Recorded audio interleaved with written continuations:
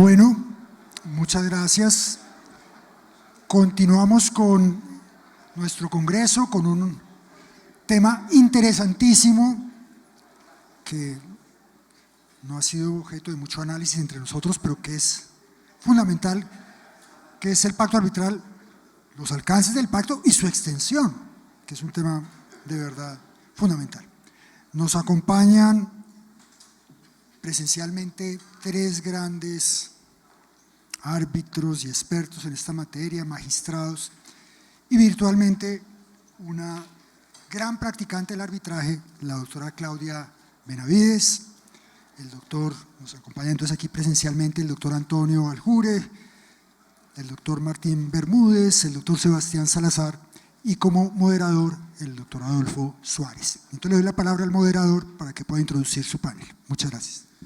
Muchas gracias, doctor Juan Pablo. Lo primero que quiero es agradecer al Comité Colombiano de Arbitraje, en particular a todo su equipo y al doctor Juan Pablo Cárdenas por abrir estos espacios en los que tenemos la oportunidad de discutir sobre estos temas alrededor del arbitraje, a la Cámara de Comercio de Bogotá por habilitarnos este espacio, al doctor Gustavo Piedradita como director del centro. En esta oportunidad me ha tocado el gran reto, pero el honor también, de moderar este panel que está integrado por ilustres abogados que tienen distintos perfiles y que nos va a permitir de esa manera ver una visión divergente desde la experiencia de cada uno de ellos sobre los temas que vamos a tratar el día de hoy.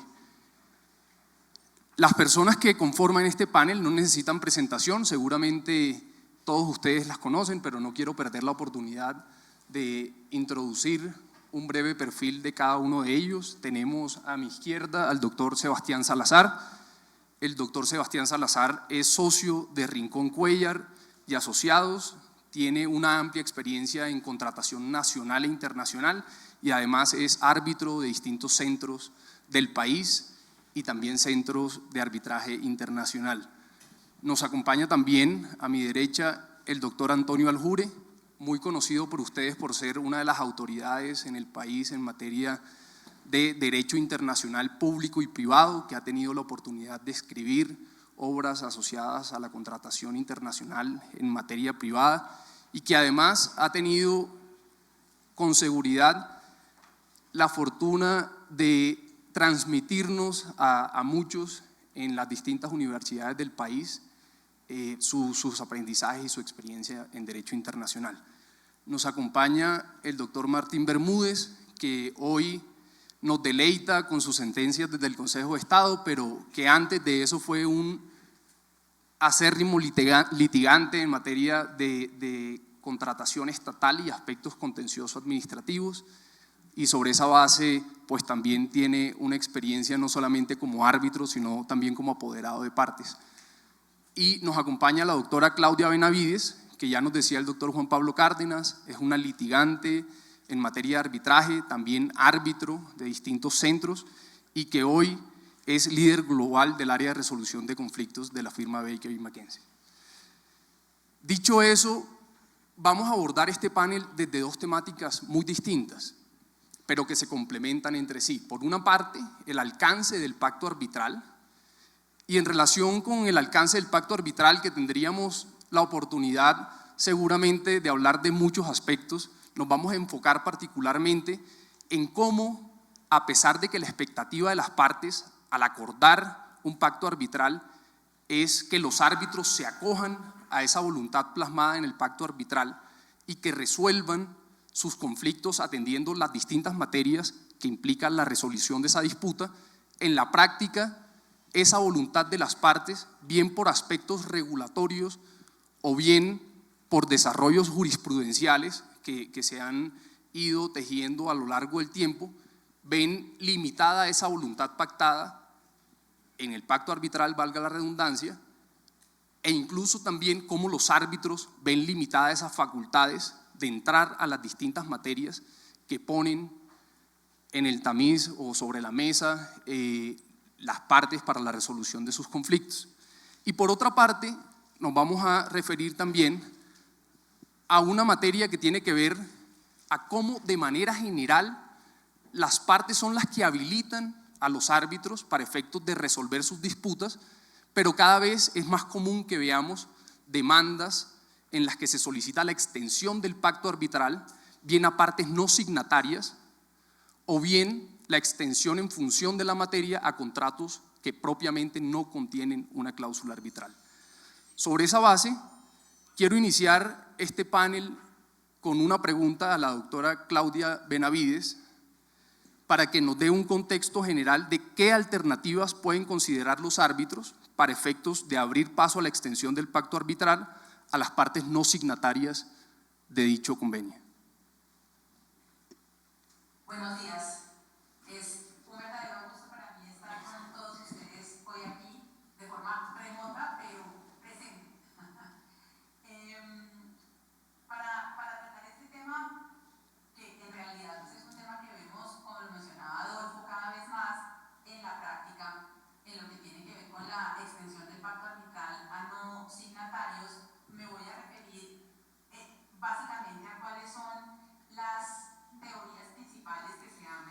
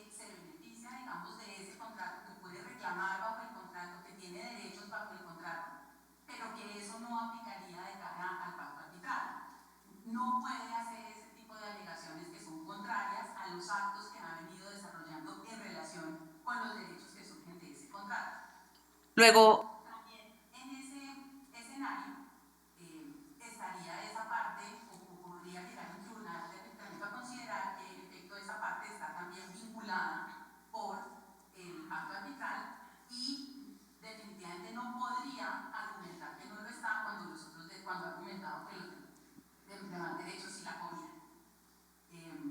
Esto incluso, por ejemplo, se ha extendido un poco esta teoría del stopper, incluso para casos en donde si la parte ha sido una directa beneficiaria del contrato, también en ese escenario se previene, es decir, no podrían argumentar que no está cobijada por el pacto arbitral. Entonces, estas son todas situaciones que se han debatido a nivel de arbitraje internacional y algunas otras que son tal vez están más enmarcadas dentro de lo que son los derechos que tradicionalmente ocurren a nivel contractual o digamos transmisión de derechos a nivel contractual, y por eso no me voy a referir a esas otras, pero estas que tienen un marco mucho más específico de cara a esa extensión de los efectos del pacto arbitral al no signatario, que me parecía, junto con los colegas del panel, que era interesante plantearlos y pasar después de esta breve introducción sobre estos temas, digamos, de teorías generales que se han planteado al respecto, a ver unos temas mucho más puntuales que Antonio después nos va a explicar. Solamente para cerrar, aquí, pues fundamental desde el punto de vista de estrategia de litigio o estrategia en el marco de un tribunal de arbitramiento, cuando se considere si se va a hacer uso de este tipo de teorías para vincular, por las razones que sea, de cara al caso concreto, partes no signatarias, pues que los efectos que esto puede tener, digamos, en la medida en que la argumentación y los hechos que soportan estas teorías no sean lo suficientemente sólidos, es que en efecto podría eventualmente después afectar por causales de nulidad o por causales de anulación, digamos, del laudo posteriormente, o en lo que tiene que ver también con reconocimiento del laudo. Luego, presentar este tipo de argumentación requiere una solidez de fondo en términos de los hechos que se están planteando para que, en efecto, cuando se decida lo que se decida por parte del tribunal, pues esté lo suficientemente sólida la argumentación y los hechos que lo soportan de cara a potenciales invalidaciones del laudo en estas pues, dos diferentes áreas. Con eso cierro esta parte. Muchas gracias, doctora Claudia. Bueno, el doctor Juan Pablo Cárdenas nos ha puesto el reto de analizar todo este tipo de figuras, no solamente desde el ámbito del arbitraje internacional, que efectivamente y con mucha solvencia nos ha expuesto la doctora Claudia Benavides, sino también desde los retos que este tipo de figura implican a la luz del arbitraje nacional. Y sobre esa base quiero preguntarle al doctor Salazar si desde su perspectiva las normas procesales y sobre todo el apego a la norma procesal que tiene el arbitraje nacional en nuestra legislación puede llegar a dificultar o a representar retos en la aplicación de estas figuras de extensión del pacto arbitral a no signatarios. Bueno, ¿me escuchan bien? Sí. Bueno, muy buenos días a todos. Es un placer, un real placer estar acá, haber sido invitado a integrar ese panel, pues por supuesto con tan distinguidos copanelistas, y muchísimas gracias por supuesto, doctor Juan Pablo, por la invitación. Realmente me alegra mucho estar acá y sobre todo tener la oportunidad de compartir con ustedes algunas ideas sobre estos temas que en nuestras discusiones previas del panel dijimos, estos temas pueden ser interesantes plantearlos frente a ustedes. Si ustedes ven, realmente el tema de fondo a tratar sobre el tema de la extensión del pacto arbitral es un tema que es bastante amplio y nos permite hablar sobre una gama bastante amplia de temas muy interesantes. Antes que nada, y por supuesto, pues muchas gracias, doctora Claudia, por su aproximación a este tema de lo que es la aplicación de las teorías de vinculación de no signatarios en el arbitraje internacional. Y dentro de estas discusiones y cuando lo conversamos dijimos sería interesante también de pronto ampliar un poco sobre cómo hemos analizado, cómo se ha permeado, cómo han llegado estas teorías a ser utilizadas dentro del derecho y dentro del arbitraje doméstico en Colombia.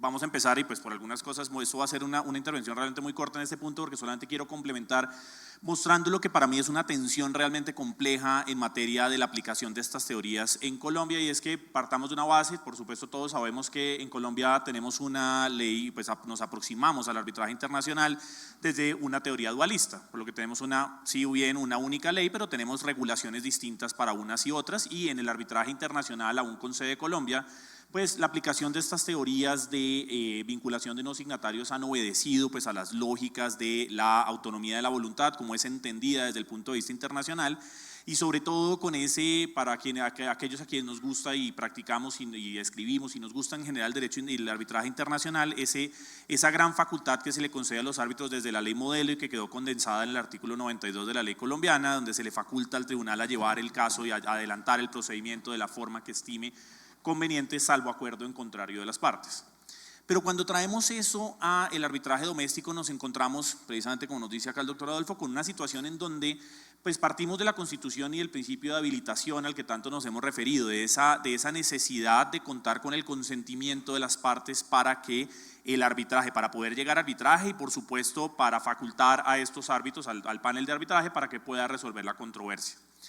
Y ahí nos encontramos con que precisamente en este punto, desde la Universidad Nacional, en un semillero que dirigí hace algunos años, analizábamos precisamente este tema con la intención de dividirlo en dos aspectos que nos pareció centrales.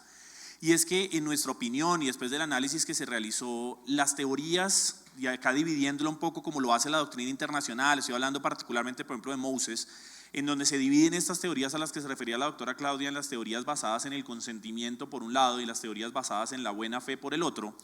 Llegamos a la conclusión de que realmente en Colombia, pues creo que acá va a ser un poco controversial, pero pues tenemos en la figura del arbitraje y la autonomía de la voluntad de las partes en el arbitraje a veces tiene una relación difícil de tratar, es decir, ahí encontramos a veces una tensión al respecto de hasta dónde llega la autonomía de la voluntad de las partes para efectos y enfrentada precisamente un tema que va a ser objeto de mi segunda intervención con el tema del artículo 13 del Código General del Proceso y las limitaciones pues desde el punto de vista del carácter de orden público de la ley procesal. Cuando llegamos a ese punto, precisamente lo que encontramos es que si bien en Colombia se han utilizado por tribunales de arbitraje las teorías, tanto teorías basadas en el consentimiento como en la buena fe, lo cierto es que estas teorías a partir del principio de habilitación, sobre todo las teorías basadas en el consentimiento, como cumplen con este requisito de habilitación, como ha sido entendido incluso por la Corte Constitucional en esta sentencia, la C-170 del 2014, donde ustedes recordarán se analizó el tema del consentimiento a la luz y pues particularmente hablándolo desde el parágrafo del artículo 37 de la ley 1563, en el tema de llamamientos en garantía, pero se habló mucho sobre el tema de la habilitación y de cómo funcionaba esta posibilidad de dar consentimientos tanto expresos como tácitos en muchos sentidos, por lo tanto permitiendo a partir de este análisis la posibilidad de que aplicásemos en los arbitrajes domésticos las teorías basadas en el consentimiento. Diferente situación nos encontramos si nos vamos al tema de las teorías basadas en la buena fe, porque las teorías basadas en la buena fe no cumplirían necesariamente dependería mucho del caso concreto y generaría unos grandes riesgos de anulación de los laudos, acudir a una figura basada en la buena fe que entonces no entraría directamente dentro del entendimiento de lo que ha sido el artículo 116 y la habilitación que las partes deben dar para poder ser llevadas a arbitraje. Precisamente si ustedes lo ven, es que en Colombia teorías como el estoppel fueron aplicadas en casos como el de Ali Energy contra la gestión orgánica en el 2017, en donde se dijo además que en el derecho colombiano las aceptaciones tácitas tienen igual validez de acuerdo con la legislación colombiana desde el Código de Comercio. Las teorías de sucesión contractual basadas en el consentimiento fueron utilizadas en casos como el de Terpel contra los carruajes en 2010 o como el de la Opain, ese famoso caso de Opain en el 2015. O teorías basadas en el consentimiento implícito fueron utilizadas en casos como el de Bolt Trading contra el puerto de Mamonal en el 2010. Por lo que lo cierto es que estas teorías sí han sido utilizadas, sumadas por supuesto a otras. Estamos hablando y por supuesto acá el doctor Ernesto, de quien aparte de eso hay una gran intervención, realizó hace unos años una gran intervención sobre el tema de los contratos coligados, por supuesto que también ha sido utilizada en el derecho colombiano, pero... Y acá con esto cierro porque me estoy tomando mucho más tiempo del que debería, perdónenme, pero también es cierto que no tengo esa a la mano ahorita, me acabo de acordar precisamente de esto, de que hace poco salió una decisión del Tribunal Superior de Bogotá en donde se dejó sin efectos, donde se anuló un laudo en donde precisamente en un tema societario se había extendido por vía de los contratos coligados la aplicación del pacto arbitral, y el tribunal básicamente lo que dijo en esa decisión es que estas facultades y esta posibilidad de usar la figura de los contratos coligados y por ende de la figura de extensión a no signatarios del pacto arbitral es una figura que en algunos casos, como podemos ver, se puede utilizar y en otros generan grandes discusiones o grandes dificultades, como sucedió con la anulación de este laudo, por lo que realmente, para concluirlo, yo diría, realmente el tema es bastante disímil en nuestra aproximación al tema, precisamente por la gran discusión o la falta de determinación que en muchos aspectos aún tenemos sobre la autonomía de la voluntad versus las normas arbitrales. Muchas gracias, doctor Salazar.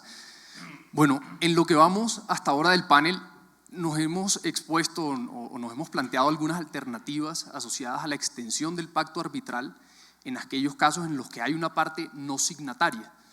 Y puntualmente, en estos casos se pueden presentar dos circunstancias. Una circunstancia en la que existe una disputa asociada a un contrato en la que se pretende extender los efectos del pacto a otras personas naturales o jurídicas que no han sido propiamente signatarias de ese pacto.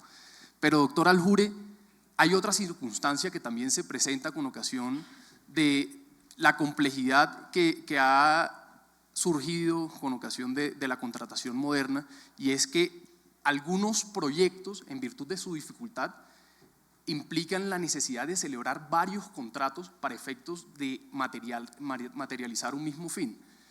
Y en ese escenario yo quisiera preguntarle a usted qué debe contemplar un tribunal arbitral al momento no solamente de extender los efectos del pacto a una parte no signataria, sino de extenderlo también a un contrato que regula otra relación jurídica y que no contiene un pacto arbitral.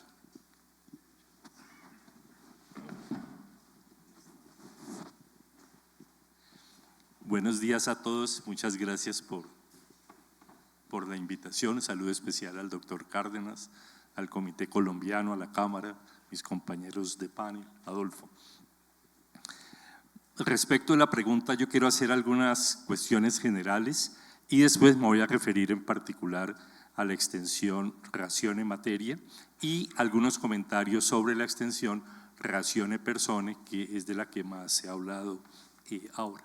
En primer lugar, lo que hay que decir es que en esta materia hay que proceder casi como los impresionistas, es decir, dar pequeños brochazos que pinten la figura general, pero no se puede pintar la figura general realista porque no existe una norma de derecho que tenga ese alcance ni esa precisión.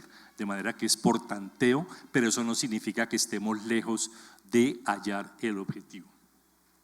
En segundo lugar, consecuencia de esto, no hay una regla del corpus juris arbitral que determine exactamente cómo debe proceder esa extensión.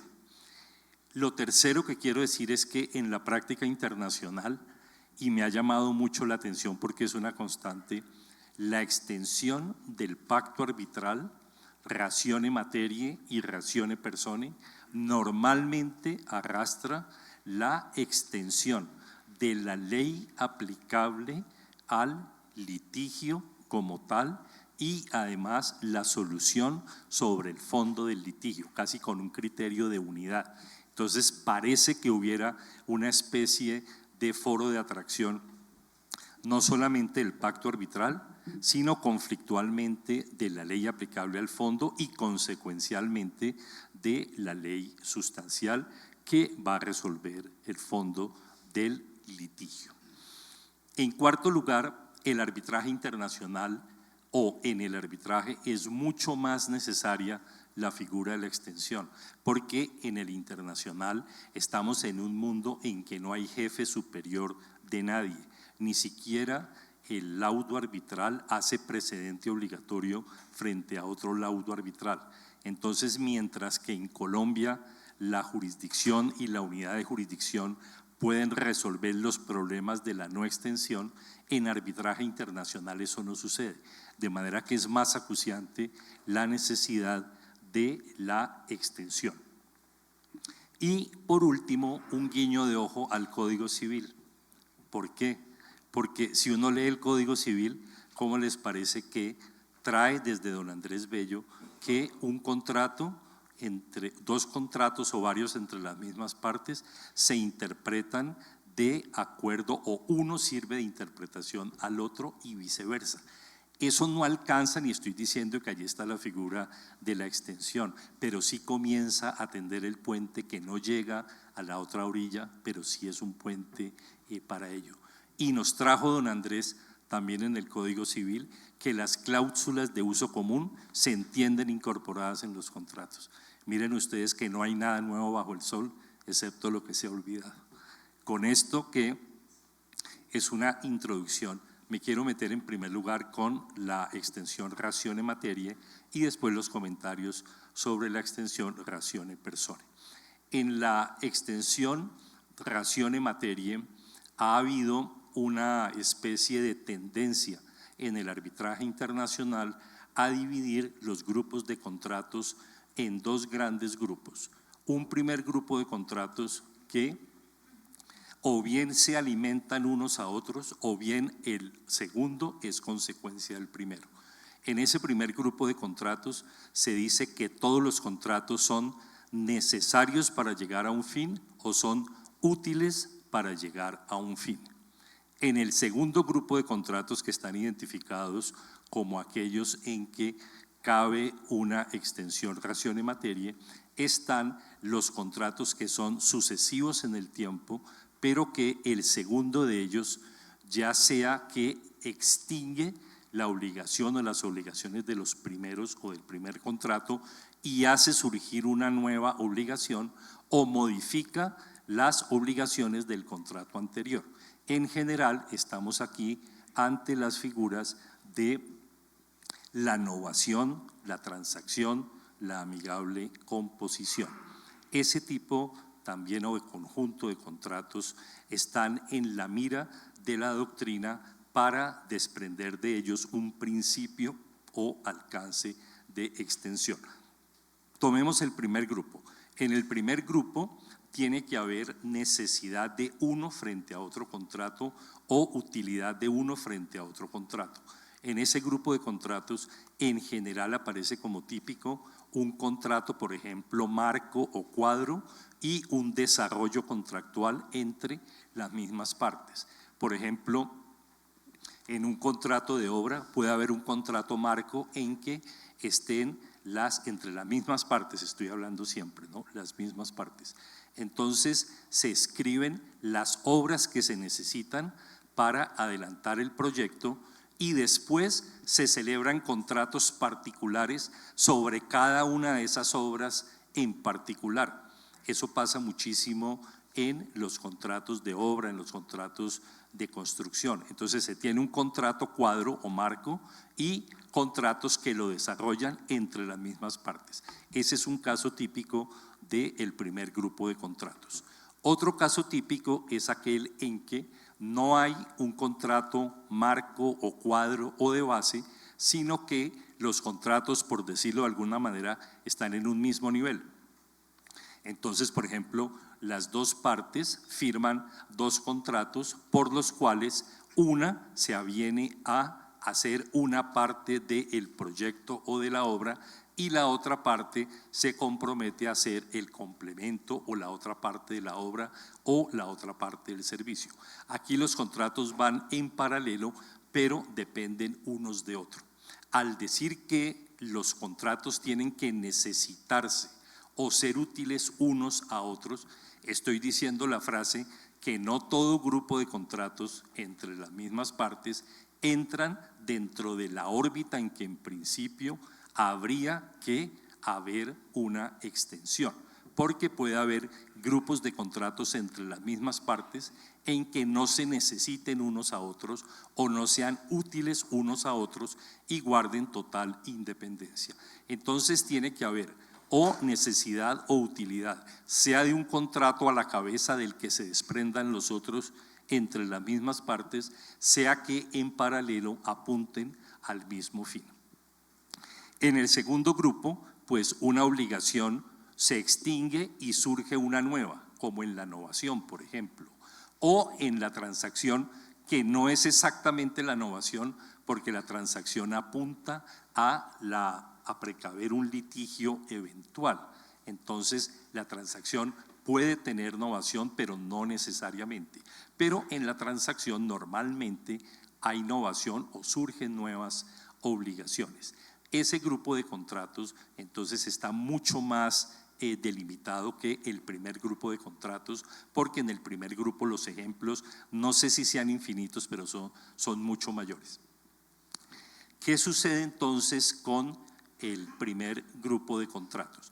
Les voy a traer a colación ejemplos de la jurisprudencia internacional donde ha habido desarrollo de estos principios y donde, como les decía, por la técnica de brochazos generales para llegar a la figura misma, se ha tratado de construir una teoría alrededor de la extensión.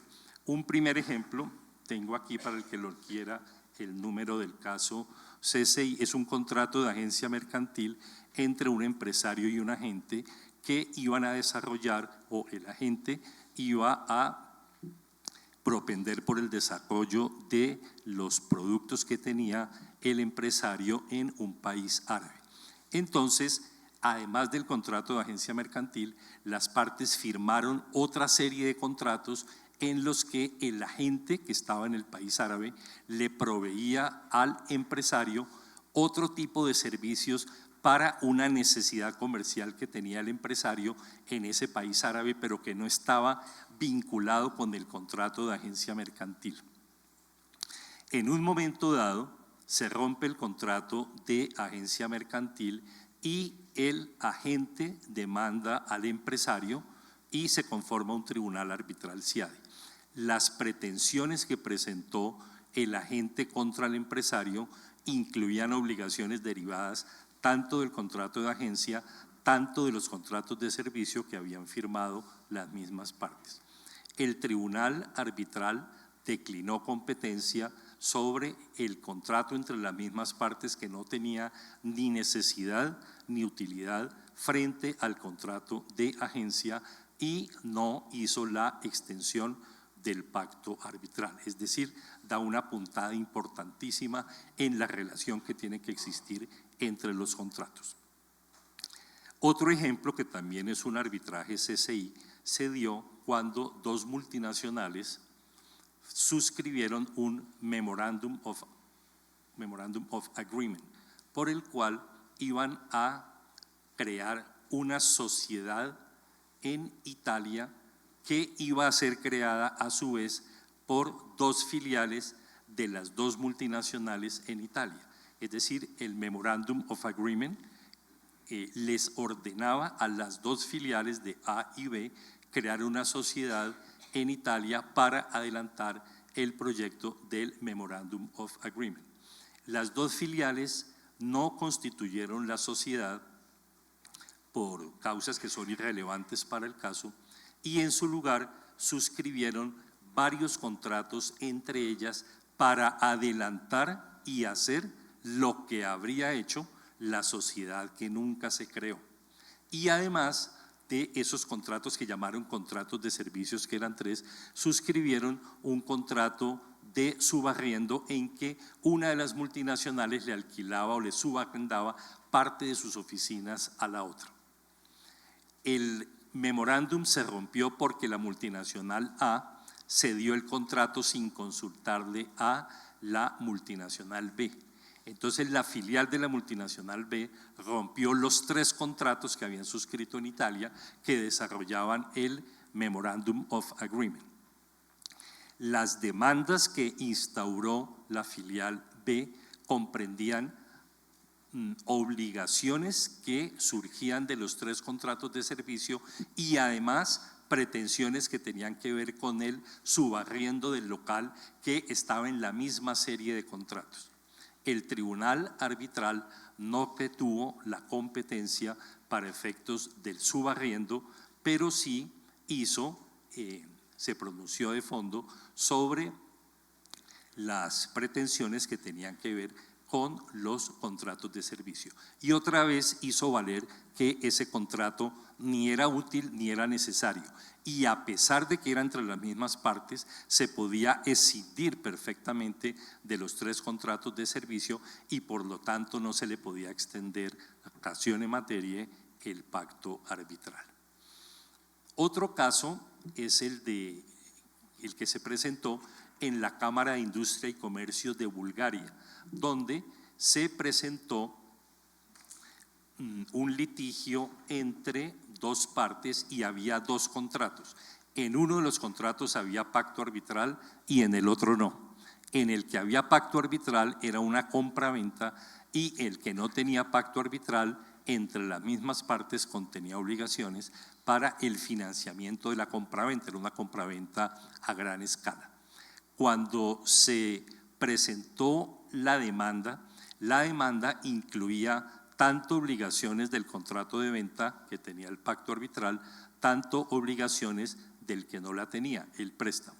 El tribunal arbitral extendió ratione materia los efectos del pacto arbitral porque era una unidad indisoluble el contrato de compraventa con el préstamo, es decir, había una clara vinculación de necesidad entre los dos contratos. Desde luego, repito, no había pacto arbitral en el contrato de préstamo. Por último, en el nivel de CIADI, en el arbitraje de inversión, se presentó el caso Soavi contra Senegal.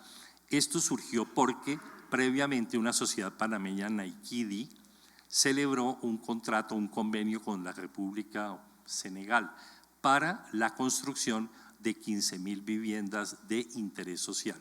Y después se firmó un contrato por el cual Naikida tenía que establecer una fábrica en Senegal, seguramente en Dakar, para proveer el material de construcción para las 15.000 viviendas.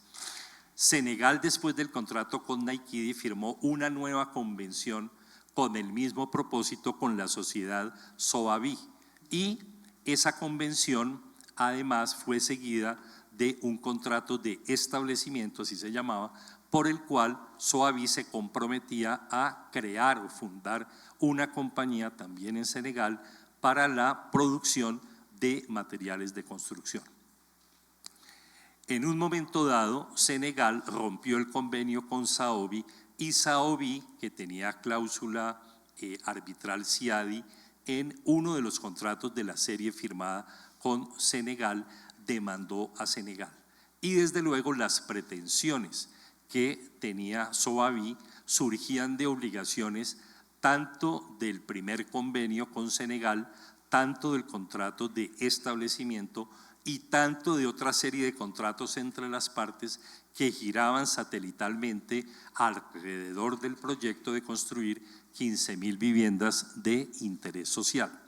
Se planteó el problema de la extensión ratione materia del pacto arbitral y los árbitros dijeron en el párrafo que es contundente que no les cabe ninguna duda de que los contratos se sirven unos a otros de tal forma que hacen una unidad indisoluble, y extendió ratione materia el pacto arbitral. Uno puede decir en este punto entonces que la extensión ratione materia se da en el caso de los grupos de contratos cuando hay una unidad económica, aunque es necesaria mas no suficiente, y además una dependencia de utilidad o necesidad entre uno y otro contrato. En el segundo grupo está el de la transacción y el de la novación. En ese punto, el problema se plantea de esta manera: si el contrato que tiene la obligación que se extingue hace que por novación surja una nueva obligación, los debates relativos a la novación están incluidos dentro del pacto arbitral que estaba en el contrato inicial. La respuesta de jurisprudencia y doctrina en estos dos eventos es que sí, y hacen una distinción. Cuando hay novación hay que distinguir si en la novación no hubo, que es la hipótesis que se excluiría, una terminación amigable del contrato anterior y el surgimiento de una nueva obligación. Esa hipótesis no está contemplada en la extensión del pacto arbitral. Por ejemplo, dos personas tienen una relación contractual y falla por cualquier razón el cometido del contrato.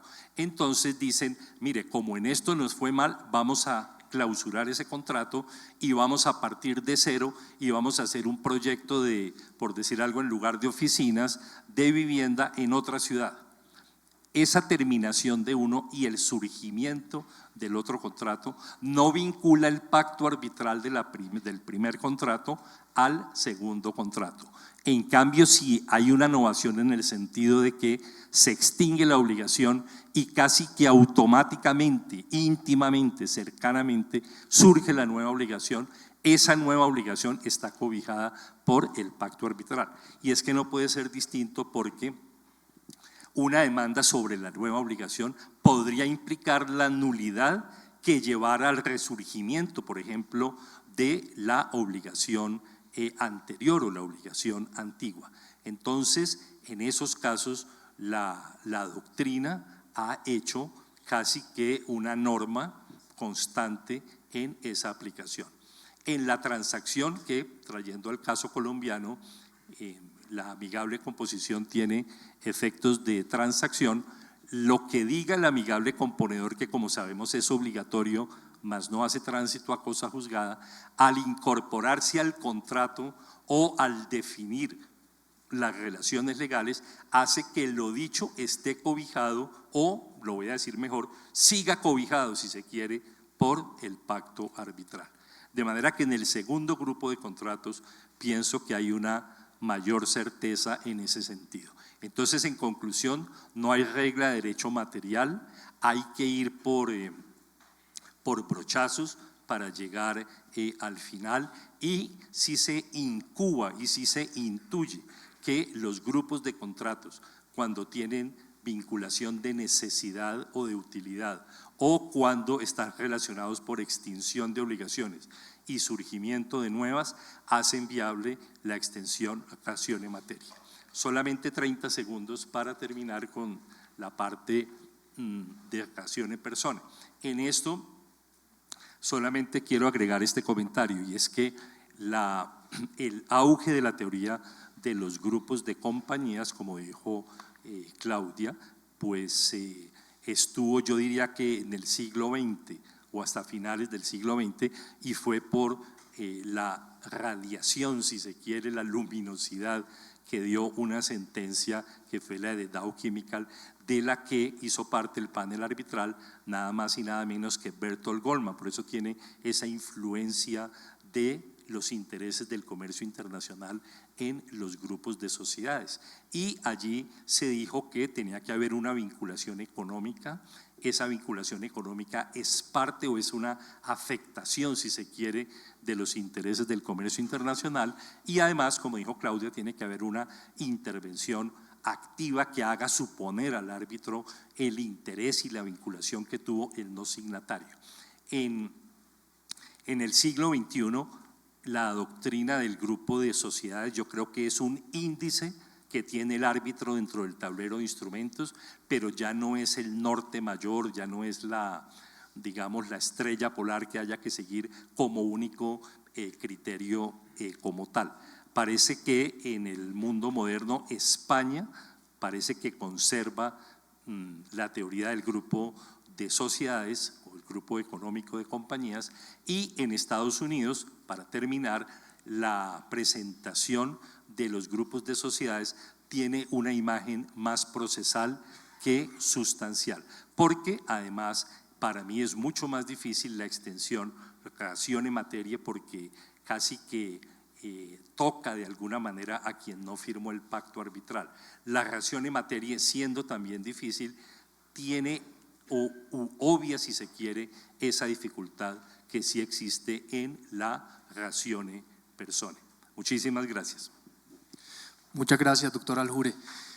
Bueno, nos han comentado los anteriores penalistas, doctor Martín, las posibilidades desde el arbitraje internacional, e incluso el doctor Salazar nos mencionaba las dificultades de esas teorías en el arbitraje nacional sobre la posibilidad de extender el pacto arbitral a partes no signatarias. Y puntualmente en relación con este tema yo quisiera preguntarle si es posible contemplar una tesis de extensión del pacto arbitral a una parte estatal no signataria. Bueno, buenos días, muchas gracias. Un saludo muy especial al doctor Juan Pablo Cárdenas, muchas gracias por la invitación. Me alegra mucho pues estar en el centro y con tantas personas amigas y conocidas. Yo sobre este punto, tal vez que diría, Antonio ha dicho muy claramente que se trata de una aproximación, digamos que por instrumentos teórica, que no cuenta con fundamento legal. O sea, vincular a un arbitraje, a un arbitramento, a una parte que no ha suscrito el pacto arbitral, pues no tiene fundamento legal. Y yo tal vez agregaría una cosa adicional. La ley 1563 del estatuto arbitral sí contempla que cuando una compañía de seguros, el artículo 37 lo contempla, cuando alguien ha asegurado un contrato que tiene cláusula arbitral, entonces si la compañía de seguros asegura un contrato que tiene cláusula arbitral, por disposición legal a ese contrato de seguros se extiende el pacto arbitral. Entonces creo que ahí hay una norma que expresamente lo dice, y por exclusión uno diría en los demás casos, pues no hay un fundamento legal. Y adicionalmente a ese problema, al problema de si hay una extensión del pacto arbitral o no, sin que la persona lo haya pactado expresamente, porque simplemente la solución sería decirle a alguien, yo lo obligo a que usted se someta a un arbitramiento que usted no ha pactado en su contrato. Esa es la pregunta que me parece que es difícil de responder positivamente sin una cláusula legal.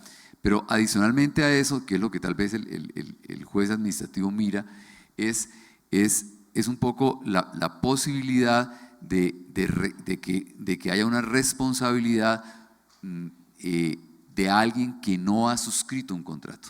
O sea, la justicia ordinaria sí tiene perfectamente la posibilidad de conocer los contratos coligados. Allí digamos que no, porque el juez sí tiene jurisdicción para conocer de la responsabilidad de los dos. Yo tal vez simplemente haría referencia muy rápidamente a un caso que es el 57431, fallado el 26 de enero de 2022, en el cual pasa algo que pasa con mucha frecuencia. Se hace un convenio interadministrativo y en desarrollo de ese convenio interadministrativo se celebran contratos. Y es evidente que hay una relación muy estrecha. En este caso, el Ministerio de Agricultura hace un convenio con el IICA para desarrollar programas de agroingreso seguro. Y en desarrollo de ese convenio, el IICA hace un contrato con un contratista, con un interventor, que es el que viene a demandar perjuicios. Y ese interventor dice, solicito que condenen solidariamente al ministerio que no participó en el contrato, o sea, que no celebró el contrato, que no es parte en el contrato. Y me parece que es un caso absolutamente claro en el cual hay coligación de contratos. El ministerio era el que daba la plata, el ministerio es el que decide terminar los proyectos de agroingreso seguro, razón por la cual tienen que terminar todos los contratos. La respuesta del Consejo de Estado en ese caso fue decir, no hay posibilidad de que usted, que celebró un contrato con IICA en ese caso, pueda pretender que una persona jurídica que no celebró ese contrato resulte obligado. Y nace simplemente de hacer una distinción entre responsabilidad contractual y extracontractual, para decir la responsabilidad contractual nace entre las partes que suscribieron el contrato y el ministerio no suscribió el contrato, nace por las obligaciones que usted pactó. Y en ese caso, si lo comparo con el contrato de seguros, pues cuando usted celebra el contrato, usted sabe que está celebrando el contrato con una persona, sabe cuáles son las obligaciones, sabe que el contrato se deriva de un convenio, pero también sabe que no hay en ese contrato ninguna responsabilidad de esa tercera persona. Pero creo que sería un campo en el que me parece que podría abrirse camino a pensar en esto, digamos que con la menor dificultad de que aquí no se requiere hablar de pacto arbitral. Muchas gracias. Muchas gracias, doctor Martín.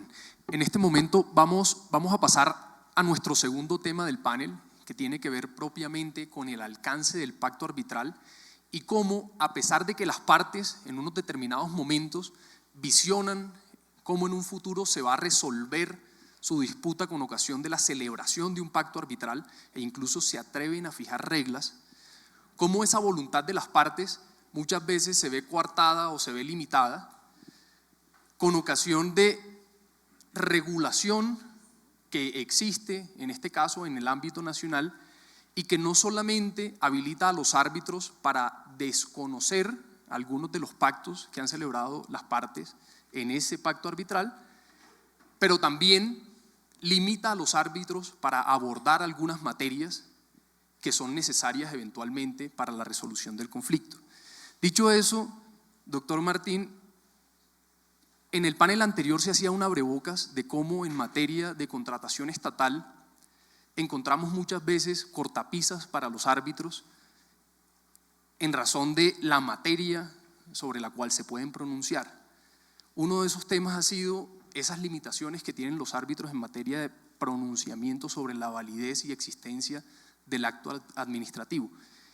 Pero en esta oportunidad yo quisiera involucrarlo a usted en una temática distinta, que es si efectivamente el pacto arbitral trae implícitas algunas limitaciones para que los árbitros emitan órdenes a las autoridades, bien a través de medidas cautelares o a través de un laudo, para coartar o limitar esas facultades que tiene la administración para emitir actos administrativos.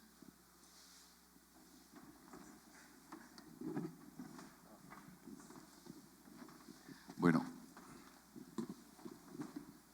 ¿este sirve? Sí. ¿Se oye, cierto? Sí. Entonces, a lo que voy a referirme en el tiempo que me queda es un tema que puede ser como un refrito del cual hemos hablado mucho, o hace mucho tiempo hablamos del mismo tema, y es los actos administrativos y el laudo arbitral. María Teresa hizo el abrebocas esta mañana. Yo tal vez quisiera arrancar por hacer una advertencia que me parece muy importante.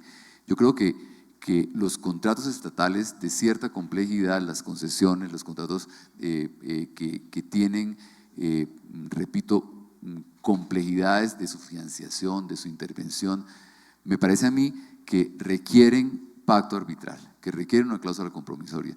Yo creo que hay contratos para los cuales es necesario que un panel de expertos se dedique con tiempo exclusivo a hacer lo anterior. A mí me parece que es muy difícil yo no estoy demeritando la justicia ordinaria, pero creo que es muy difícil que la justicia se encargue de determinados contratos con determinadas complejidades, con operaciones financieras muy complejas, muy difíciles que en el día a día del juez administrativo, del juez civil o del tribunal, repito, es muy difícil. Entonces yo tal vez lo primero que resaltaría es la importancia, porque los gobiernos empiezan a decir que es que la política gubernamental es que no se pacten compromisos cláusulas compromisorias en los contratos. Yo creo que eso hay que repensarlo, y en eso hay que ser serios para determinar cuál es la necesidad de hacerlo. Me parece que lo primero que quería señalar eso. Segundo, este es un tema del cual hemos hablado hace mucho tiempo. Yo estuve mirando también mis apuntes viejos, ¿cierto? Hace mucho se ha escrito sobre esto. Yo tal vez un primer artículo lo escribí a propósito de una sentencia del Consejo de Estado, en la cual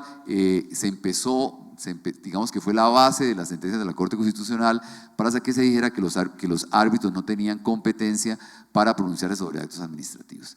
Y en esa sentencia, que el caso era bastante sencillo, se discutía si un muro que había sido construido, cuál era la responsabilidad frente a la construcción del muro, si era del diseñador o del constructor. Se llevó a un compromiso, se hizo un proceso arbitral, se decidió y se anuló porque se dijo que los árbitros no podían pronunciarse sobre actos administrativos porque había una liquidación previamente hecha entre las partes. En la liquidación habían pactado realizar el arbitramiento. Yo siempre me preguntaba, ¿dónde está el orden público? Yo miraba una pared y decía, ¿pero dónde aparece el orden público para decir sobre esto no se puede pronunciar el Tribunal de Arbitramiento? Y yo creo, desde ese momento, creo que la limitación tiene que ver más con el ejercicio de la facultad que con los efectos de la facultad.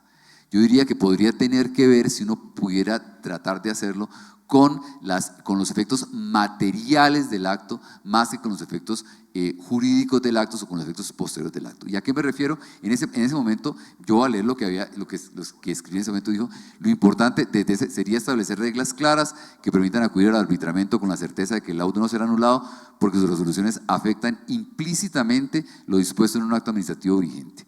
En este punto creemos que el anteproyecto no supera este problema cuando simplemente indica que los árbitros pueden pronunciarse sobre las consecuencias económicas de los actos administrativos, la tesis jurisprudencial de la incompetencia de los árbitros se refiere a que estos no pueden pronunciarse explícita o implícitamente sobre los actos administrativos, lo que generalmente ocurre cuando resuelven sus consecuencias económicas.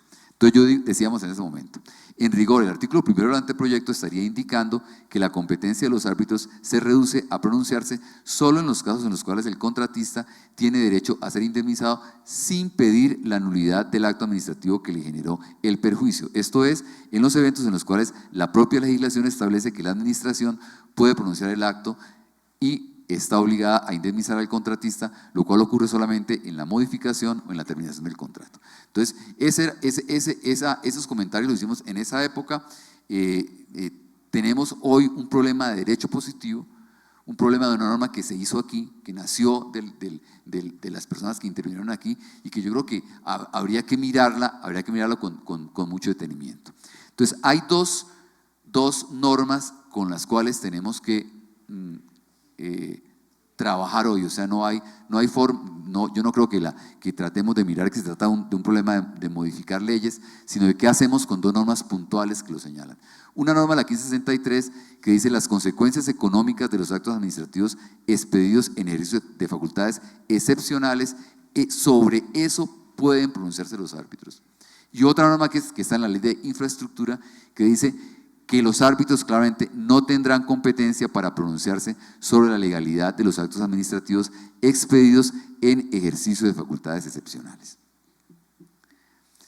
¿Qué ocurre ante la jurisdicción ordinaria? ¿Qué ocurre cuando se demanda, cuando cualquier contratista demanda perjuicios?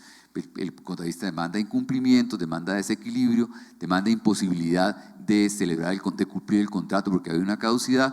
Y en esos casos, frente a la jurisdicción ordinaria, lo que hace el demandante siempre es pedir previamente la nulidad de todos los actos contractuales. Y esa exigencia se hace bajo este razonamiento. Se dice, no puede haber un acto administrativo vigente que diga, por ejemplo, se declara la caducidad del contrato porque el contratista incumplió y al mismo tiempo una sentencia que diga la que incumplió fue la entidad contratante.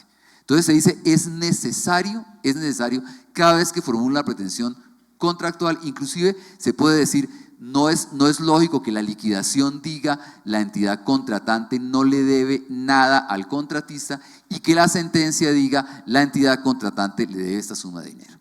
Entonces digamos que la premisa ante el juez ordinario es simplemente decir que no pueden coexistir en el ordenamiento jurídico, alguien dice en el universo jurídico, que yo no entiendo mucho la palabra, pero parece sonar más bonita, no pueden coexistir en el universo jurídico, que yo no, repito, no sé cómo funciona eso, ¿cierto? No pueden coexistir un acto administrativo que diga A y una sentencia que diga B.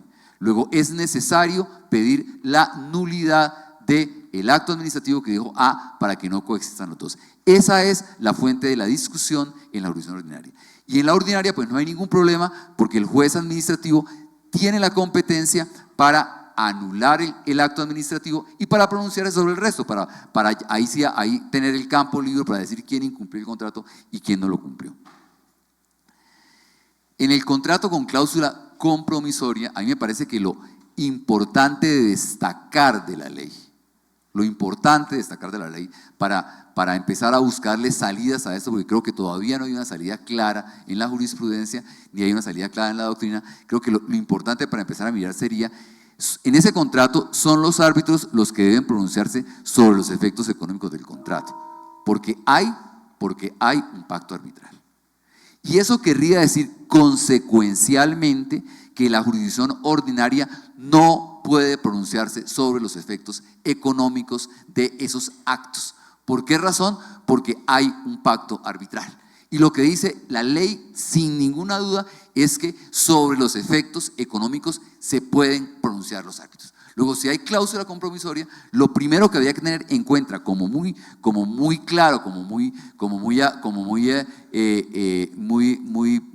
importante principio es ese. La jurisdicción ordinaria no puede pronunciarse sobre ello. Y segundo que me parece que es lo importante es los árbitros pueden pronunciarse sobre los efectos económicos del acto administrativo sin declarar la nulidad, porque no les estamos permitiendo declarar nulidad. Entonces, esa es la premisa que tienen. Entonces, ¿cuál es la obligación o cuál es el reto o la obligación que nace de la cláusula arbitral para el árbitro? Uno, resolver el problema relativo al efecto económico del contrato, y dos, abstenerse de pronunciarse sobre la nulidad. Ese es el punto, ¿cierto? Ahora bien, para pronunciarse sobre el efecto económico del contrato, que aquí está el problema, pues puede ser necesario considerar si la entidad, al expedir el acto, violó la ley, o al expedir el acto desconoció el contrato. Eso lo tiene que hacer. Fíjense que eso puede pasar en un contrato de derecho privado, en un contrato de derecho privado en el cual se pacta que en un suministro, piensen ustedes que una de las partes puede terminar unilateralmente el contrato, pues lo que hace el tribunal de arbitramiento cuando le someten ese contrato es determinar si cuando la parte terminó el contrato incumplió o no incumplió el contrato. Entonces, la pregunta es, obviamente, el tribunal de arbitramiento tendrá que pronunciarse, deberá considerar si la entidad al expedir el acto violó la ley, violó el contrato, pero repito, no puede declarar la nulidad. Yo cuál creo que debería ser el alcance de esa restricción. No puede declarar la nulidad en el sentido de que no puede dejar sin efecto el acto. O sea, si la entidad declaró la caducidad del contrato y lo hizo en desarrollo de potestades excepcionales donde está el interés público, si el alcalde declaró terminado el contrato de concesión de basuras, el árbitro no puede dejar sin efecto ese acto. El árbitro, repito, no puede dejar sin efecto no puede quitarle el efecto material a ese acto. Lo que puede hacer el árbitro, repito, que sería el efecto de la nulidad, lo que puede hacer el árbitro es referirse a las consecuencias económicas y, repito, tendrá que en sus consideraciones podrá estudiar la legalidad, cómo se ejerció, si se cumplió el contrato, podrá hacerlo, repito, sin hacer un pronunciamiento. Esa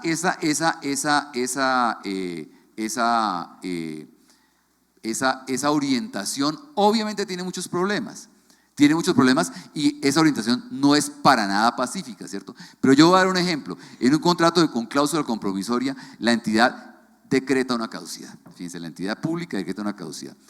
¿Cuáles son los efectos económicos o los perjuicios de esa declaratoria? El contratista dice, no pude terminar el objeto del contrato. 1, no pude celebrar o ejecutar contratos durante el periodo de la inhabilidad.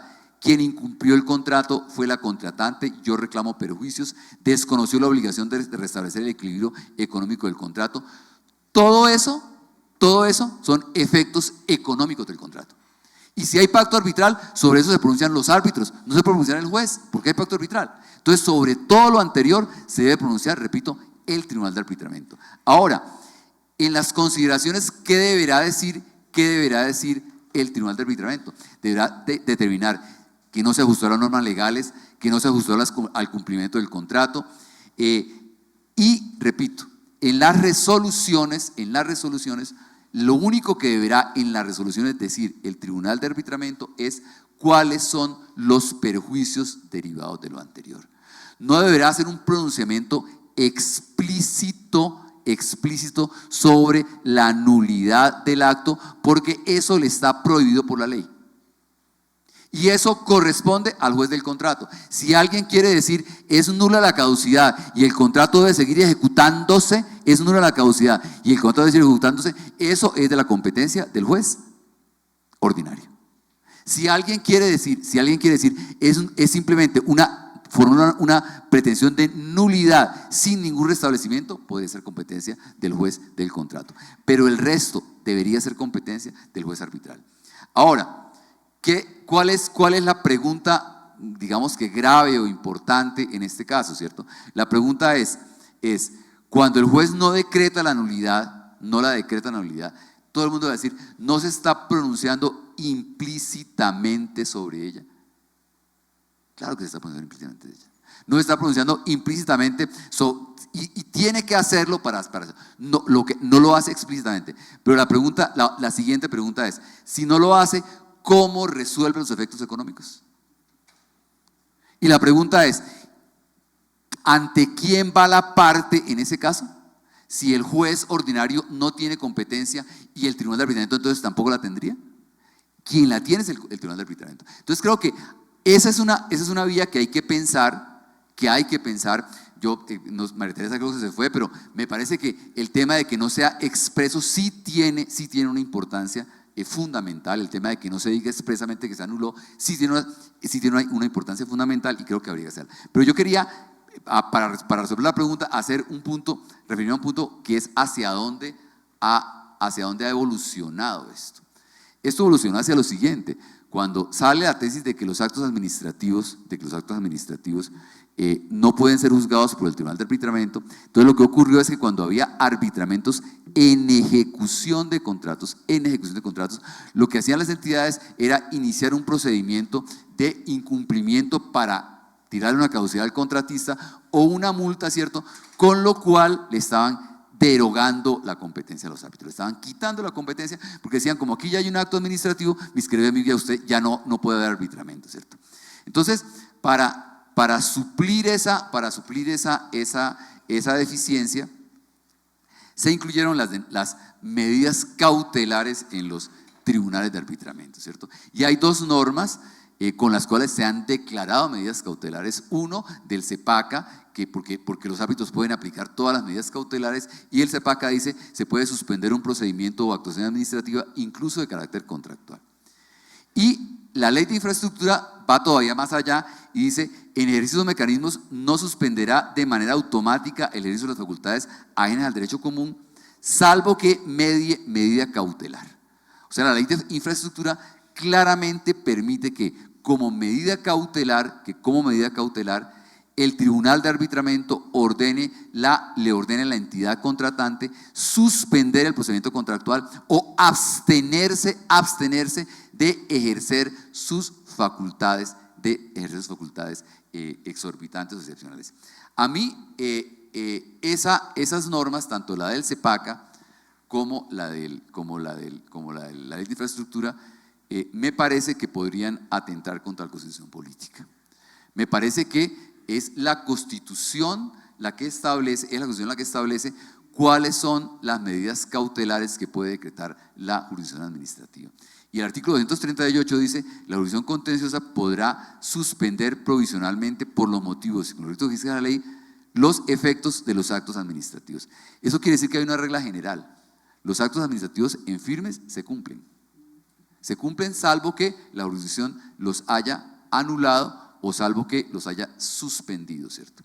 Entonces, me parece que la posibilidad de que el juez intervenga, cualquier juez intervenga en una entidad contratante antes de que profiera un acto, intervenga y diga suspendo el procedimiento, me parece que eso afecta la división de poderes. Me parece que eso afecta la posibilidad que tiene la entidad contratante de dictar actos que son ejecutorios. Y me parece que esa posibilidad no está en la Constitución política. Quiero recordar que la Corte Suprema de Justicia, en el decreto 01 del 84, que se decía que se podía suspender actos de trámite, dijo que era inconstitucional esa facultad porque afectaba la posibilidad de que la entidad profiriera el acto. Pero frente a los árbitros, fuera de todo lo anterior, a mí me parece que hay un punto en el cual hay que pensar, ¿cierto? Hay que pensar. Y es que las medidas cautelares son instrumentales. Y eso lo dice claramente el CEPAC, ¿cierto? La medida instrumental quiere decir, yo decreto una medida cautelar hoy sobre algo que me puedo pronunciar en la sentencia. Si no me puedo pronunciar en la sentencia, yo como decreto una medida cautelar sobre la cual no puedo decidir al final. Entonces la pregunta es esta: si el juez, si el árbitro no puede anular un acto administrativo contractual, ¿cómo es que puede suspender como medida provisional la posibilidad de que se dicte ese acto administrativo contractual? A mí me parece que falta una relación, repito, de instrumentalidad, y a mí sí me parece que, repito, esa discusión que se está dando particularmente frente a la facultad de la administración y a la facultad judicial que se ha dado frente a la Contraloría y frente a la Procuraduría ahora, me parece que es muy importante determinar que el juez de la administración está para controlar los actos después de que se han proferido, ¿cierto? No antes, que el responsable es la administración, que la entidad, que la división de poderes es sucesiva, implica que el juez de la administración no puede entrar a decirle a la administración dicte un acto de esta manera, ¿cierto? Para después ser él mismo el que lo juzgue. Entonces, a mí me parece que en ese punto, repito, en el tema de medidas cautelares, debería repensarse si en realidad la jurisdicción arbitral tiene una facultad de decretar medidas cautelares sobre un punto, repito, para el cual no tiene competencia de pronunciarse al final del proceso arbitral. Muchas gracias, doctor Martín. Y sabemos que estamos un poco limitados de tiempo, pero no quisiéramos dejar por fuera una discusión que nos planteaba el doctor Sebastián Salazar en torno a las limitaciones que tienen los pactos de los particulares en torno al acuerdo arbitral. Nos traía una discusión y una crítica puntualmente respecto de las limitaciones que hay en la legislación nacional en torno a las cláusulas escalonadas, por lo cual los dejo con el doctor Sebastián Salazar. Bueno, muchas gracias, y con la venia, por favor, del doctor Juan Pablo, solamente unos minuticos adicionales. Sé que estamos sobre el tiempo y con esto ya estamos un poco pasados, pero no quería terminar sin dejar estos remarks finales sobre el tema de las cláusulas escalonadas, un tema que incluso precisamente acá todavía nos acompaña el doctor Fabricio y anteriormente también la doctora María Teresa, que estaban conversando, si bien un poco en el contexto de su panel, sobre el tema de las cláusulas escalonadas y la rigidez que hemos tenido en Colombia para la aproximación al tema de las cláusulas escalonadas. Y esta es una aproximación que quiero hacer nuevamente, como lo hice en esa primera intervención, como en esa respuesta a esa primera pregunta, desde el derecho comparado. Y lo cierto es que lo que quiero, y precisamente quiero hablar, es sobre un tema que en mi opinión ha recibido poca atención, y es la sentencia, la C0602 del 2019 de la Corte Constitucional. Esta es una sentencia que en mi opinión es muy reciente. Ustedes me dirán, bueno, pero es que es del 2019, hace 4 años, pero lo cierto es que esta sentencia duró con un comunicado de prensa durante casi 3 años y salió realmente el texto de la decisión para finales del año 2022. En esta decisión se nos dice a los cargos que se presentaban contra el inciso segundo del artículo 13 del Código General del Proceso, y acá me parece importante, por supuesto, partir de la base, como seguramente todos ustedes saben, pero recordar que en su momento, para el año 2009, la Corte Constitucional y el Consejo de Estado tomaron opiniones distintas hacia la obligatoriedad del cumplimiento de los escalonamientos en las cláusulas. Y solamente para motivos de ilustración, estamos hablando de estas cláusulas en donde las partes acuerdan agotar requisitos previos para llegar finalmente, si es que los anteriores no son fructuosos, a una solución de controversias ante los árbitros. En esta decisión de la Corte, me refiero a esta decisión reciente, se decidió que en efecto el inciso segundo del artículo 13 del Código General del Proceso es exequible. Y esta limitación, pues básicamente los cargos que se formulaban en esa decisión contra la norma eran particularmente 4, y eran que se limitaba excesivamente la autonomía de la voluntad y el libre desarrollo de la personalidad de los comerciantes que decidiesen hacer uso de esta figura, que había un uso excesivo del poder de configuración por parte del legislador, que se afectaba la estructura del Estado y de la solución de conflictos en sí misma, porque la misma Corte y el Estado ha reconocido la importancia de los mecanismos alternativos y su dimensión para ayudar a la solución pacífica de las controversias, y finalmente que en el peor de los casos habría una presunción de mala fe. Seguramente en la cabeza de muchas personas, y lo digo, tal vez es mi idea, pero lo he visto mucho, en el top of mind de las personas se encuentra, cuando uno habla con alguien no necesariamente experto en arbitraje, las personas tienden y uno lo ve mucho todavía en los contratos, no sé si aquellos quienes como yo analizan contratos o negocian contratos, ven muchas propuestas de cláusulas escalonadas, y las personas todavía pretenden e incluyen escalonamientos dentro de sus cláusulas. Lo cierto es que, en efecto, muchas personas desconocen que esta práctica y según la literalidad del artículo 13, pues no son de obligatorio cumplimiento. Una norma que genera, si bien no es única, pero que genera una excepción bastante grande en materia de arbitraje a uno de los principios más importantes de los contratos y es su obligatoriedad. Desde siempre hemos hablado del famoso artículo 1602 y de cómo aquello en lo que las partes se obligan tienen que cumplirlo.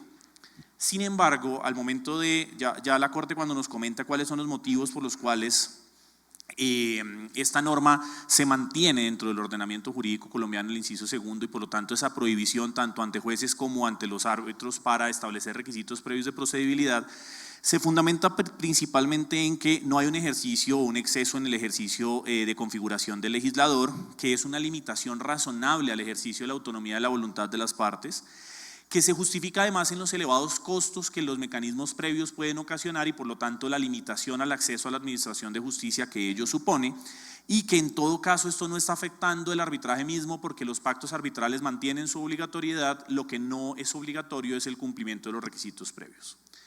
Yo solamente quisiera llamar un momento a la reflexión sobre este punto. Creo que todos acá, y se ha mencionado en diferentes ocasiones, el cómo repetimos que el consentimiento es la piedra angular del arbitraje, que al arbitraje se acude por vía consensual y que las partes deciden acudir al arbitraje precisamente en ejercicio de sus derechos, de su derecho a obligarse en virtud de un pacto, de un negocio jurídico que es el pacto arbitral.